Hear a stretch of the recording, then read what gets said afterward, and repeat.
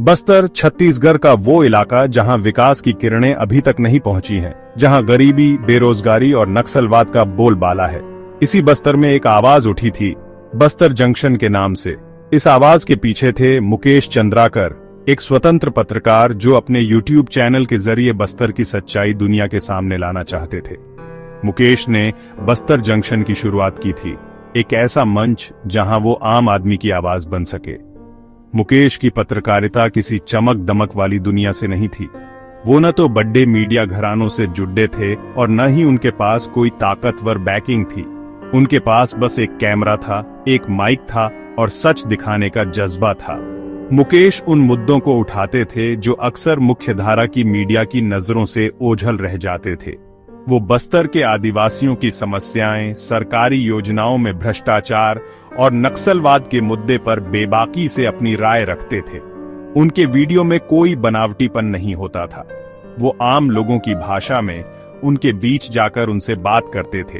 यही वजह थी कि बस्तर जंक्शन जल्द ही लोगों का अपना चैनल बन गया। मुकेश चंद्राकर सिर्फ एक पत्रकार नहीं थे, वो एक सामाजिक कार्यकर्ता भी थे।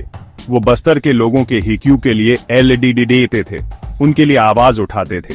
उनकी पत्रकारिता से कई लोगों को न्याय मिला, कई सरकारी योजनाओं में पारदर्शिता आई। लेकिन सच की राह पर चलना आसान नहीं होता। मुकेश को भी इसके लिए कीमत चुकानी पड़ी। उन्हें कई बार धमकियां मिली, उन पर हमले हुए, लेकिन वो नहीं डरे। वो सच दिखाने के लिए दृढ़ थे, चाहे इसके लिए उन्हें कितनी भी बड़ी कुर्बानी क्यों न देनी पड़ी।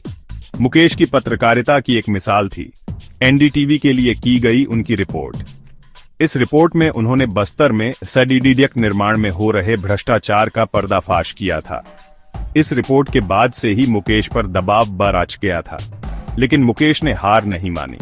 वो जानते थे कि सच दिखाने के लिए उन्हें अपनी आवाज बुलंद रखनी होगी। 2025 की शुरुआत बस्तर के लिए एक काला अध्याय लेकर आई।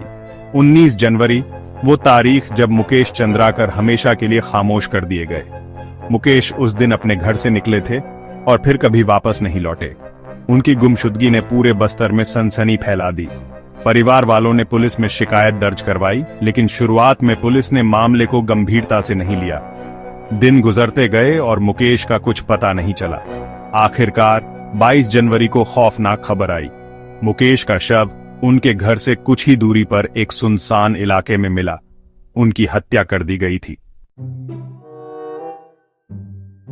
मुकेश चंद्राकर की हत्या ने पूरे देश को हिलाकर रख दिया।